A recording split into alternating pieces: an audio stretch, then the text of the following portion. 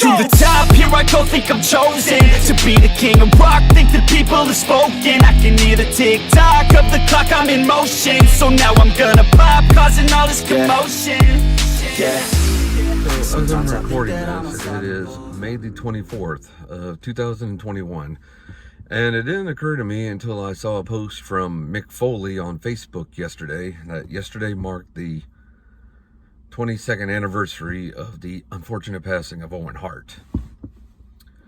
And of course, today would make the 22nd anniversary of the famous or infamous, whichever way you want to look at it, Raw is Owen episode of Monday Night Raw. And you always get asked, where were you when things happened? You know, significant moments in history. Like I always hear people talk about, where were you when the Space Shuttle Challenger exploded? You know, I remember that, you know, in January of '86, I was in the 3rd grade and I was homesick from school that day.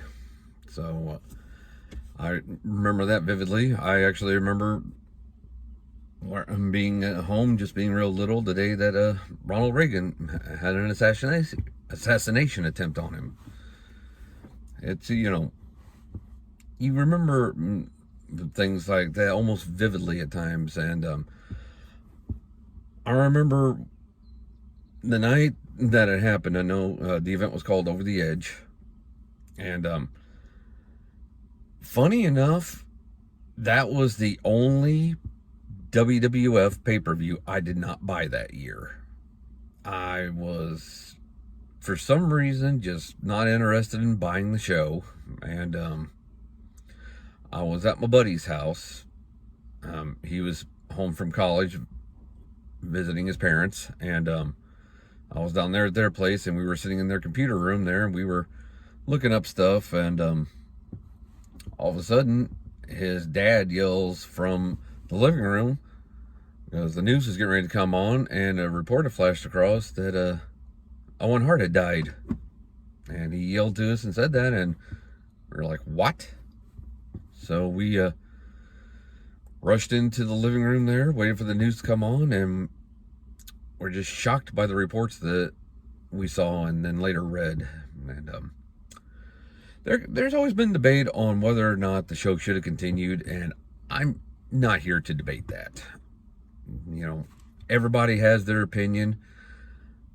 As far as I'm concerned, you know, it's been 22 years. Let's just kind of let that go right now. You know, to me, there's no right or wrong opinion on it. Do I personally think the show should have ended? Should they have stopped the show? With the benefit of hindsight, yeah, I think they should have stopped the show, but I am very thankful I was never in the position to make that decision, because that's one of those things. I think in a lot of ways you feel like you're damned if you do, damned if you don't. And I'm not going to sit here and defend Vince McMahon's decision to continue. I'm not going to condemn him for his decision to continue. It was an unfortunate tragedy that happened, and I remember the next night on Raw, I actually stayed home from work. I was working in an extension cord factory. I was working nights, and I decided to stay home that night because I wanted to watch the show and see what they were going to do, how they were going to react to it, what was this show going to be like. And it was a very emotional tribute, an emotional show. I know that wrestlers were told they were not required to participate if they did not want to. I give a lot of respect to those that fought through their emotions and went out there and put on the best performances they could. You know, I appreciate the fact there was no storylines. There was no really going on about what happened as far as the big storylines from the pay-per-view the night before. It was, let's just get through this night. Let's tribute one of the greatest performers that ever competed in the ring, that ever performed before a live crowd, who loved what he did. And one of my first memories of Owen Hart is I remember getting the 1987 year-end review edition of Pro Wrestling Illustrated magazine, where they did the year-end awards, and he was voted the Rookie of the Year by the fans, by the readers of the magazine. And that was my first introduction to Owen Hart, was reading about him there. And I was like, Owen Hart, I wonder if he's Bret Hart's brother or something. And of course, then I read there that he was Bret's brother. And at the time, Bret Hart was one half of the Hart Foundation with Jim Neidhart. They had just finished off their first run as the World Tag Champs. And I was like, man, I hope he's not a wheezy little heel like his brother is. And, you know, I remember him showing up as the Blue Blazer, but of course I didn't know he was the Blue Blazer the first time around. And I was in awe of the Blue Blazer. I thought he was just so amazing to watch. And then I later got to see Owen wrestle as himself at my very first wrestling event, which was WrestleMania 8 up at the, what was then the Hoosier Dome. It was later the RCA Dome, but to me it will always be the Hoosier Dome. And he just had a quickie match with a guy by the name of Skinner, the Alligator Man, as they like to call him. I remembered him better as one half of the Fabulous Ones, Steve Kern, along with Stan Lane back in the Memphis wrestling scene and on some AWA shows, but that's a story for another time. But yeah, it was a quick match, and Owen got the victory in it, and that was my first live introduction to Owen Hart. I wish it would have been a longer match, because I think him and Skinner, Steve Kern, would have put on a pretty good match, honestly. And then my next time I saw Owen live in person, and the only other time, was actually my very first Monday Night Raw in Evansville, Indiana, the night that he and the British Bulldog dropped the tag team titles to Shawn Michaels and Stone Cold Steve Austin. And, you know, that was a great match. Everybody, you know, was on their A game for that match, and I loved it that I was actually able to be there live to see that.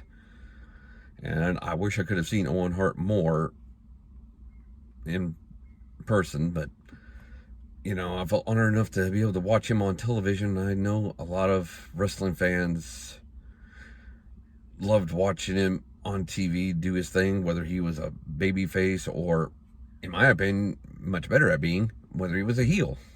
I thought he was one of the best heels in the business. And I will always rank him and Bret Hart's match at WrestleMania 10 as one of my favorite matches I ever watched on television. Even though I was cheering for Bret, it was still, as far as I was concerned, it was a masterpiece. And anybody that argues otherwise and says it wasn't, I'm sorry, you have no right calling yourself a wrestling fan at all, period. Fight me on it. But the one thing I want to say, though, is from watching the Raw as Owen, is something that was said at the end of the show, before Stone Cold came out to do his salute to him, the smashing of the beer cans and sitting one down for Owen, was something that Jerry Lawler said. Obviously, this was never shown on camera at the event when Owen fell, that Lawler had ran into the ring from the broadcast table to assist in helping Owen, and was apparently holding Owen's head, trying to do what he could to help. And I remember Lawler saying that he remembered being in the ring with him, holding Owen's head, and thinking that if Owen could have just one wish, that he could have just one more day to tell his wife and kids how much he loved them. And he said, you know, Lawler finished it by saying, don't ever leave home without telling the ones you love what you think about them. And I've always taken that to heart myself, no pun intended. And even when me and my wife maybe have a dispute over something or whatever, I never go to bed or leave home without telling her I love her, because I've always said I don't want the last thing that's ever said between us when I go somewhere or I go to sleep. I don't want one of the last things to be said. I want one of the last things to be said is I love you. And I tell it to my kids anytime I leave to go somewhere, or if like my boy goes to stay the night somewhere or goes to school, or I have the fortune of dropping him off at school when he's in school, to tell him I love him, because I want to make sure they always hear that, even though I know they know it. That's the advice I think Owen would give to everyone as well. And I know that his kids, you know, they were young when he passed and that they're grown now, but I hope they, you know, look back with what little short memories they had with him and smile, and hope they take comfort in knowing that he made all of us smile too, and that if we could give him back to them, even if it meant him taking an early retirement and sacrificing being able to watch him perform, to give him back to them, we would. I don't know of anyone that wouldn't do it. We would give him to them, back to them in a heartbeat, even if it meant we never got to watch him wrestle again. So thank you for listening to my rambling here, and I look forward to being on the show again here soon with the guys, and seeing how they do with their trivia. Y'all take care. Remember, don't ever leave home without telling the people you love what you think of them. Yeah, ready to go, man, lock and load. That's right, I swear to God that I can drop you, bro. Yeah, I got a shot and I ain't stopping, no. That's how I know that I'm unstoppable.